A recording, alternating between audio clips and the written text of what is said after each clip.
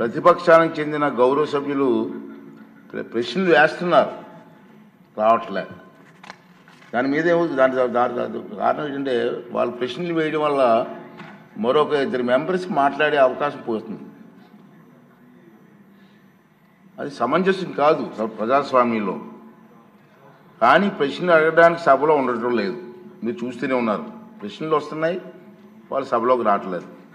ఈ కారణంగా సభలో ఎవరో ఒకరి ద్వారా మరో 2 ప్రశ్నలు అడిగే అవకాశం కోల్పోతున్నారు. ఇది చాలా దురదృష్టకరం.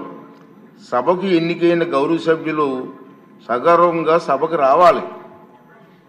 ప్రజలు ఎన్నుకున్నారు మిమ్మల్ని, సభలోకి వెళ్ళి మా సమస్య మాట్లాడమని. సభకు రావాలి. ఎవరికీ కనిపించకుండా వచ్చి సభ్యులు హాజరు పట్టికలో సంతకాలు చేసి వెళ్ళిపోతున్నారండి, దొంగలలాగా వచ్చి. మీరు గౌరవ సభ్యులే, ప్రజలు ఎన్నుకున్నారు, మీరు ఎమ్మెల్యేస్.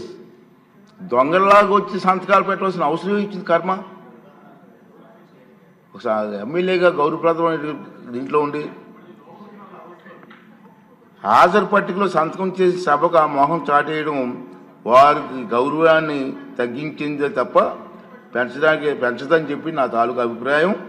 వీరిలో ముఖ్యంగా నా దృష్టికి వచ్చింది వై బాలనాగిరెడ్డి గారు, తాటిపర్తి చంద్రశేఖర్ గారు, రేగం లింగం గారు, మత్స్యలింగం గారు, విరూపాక్ష గారు, మత్స్యరాజ విశ్వేశ్వరరాజు గారు, ఆగిపాటి అమర్నాథ్ రెడ్డి గారు, దాసరి సుధ గారు. మనం చూసాం. గవర్నర్ ప్రసంగం ముగిసిన తర్వాత, అంటే ఫిబ్రవరి 24వ తేదీ తర్వాత వేరు తేదీల్లో ఫిట్నెస్ రిజిస్టర్లో సంతకాలు పెట్టేట్టు నా దృష్టికి వచ్చింది. అంత దొంగచాటును వచ్చి ఒక దొంగల మాదిరిగా సంతకాలు పెట్టవలసిన అవసరం లేదు. కానీ వారు ఎవరు కూడా నాకు సభలో కనిపించలేదు. సంతకాలు ఉన్నాయి కానీ సభలో కనిపించారండి మీకు ఎవరికన్నా? నాకైతే కనిపించలేదు. ఇది ఎంతవరకు సమంజసం వారే నిర్ణయించుకోవాలి.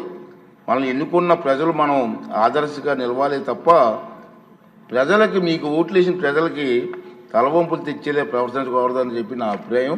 ఈ సభ ముందు పెట్టాలని చెప్పి నేను ఈ 2 విషయాలు మీకు తెలియజేస్తానండి.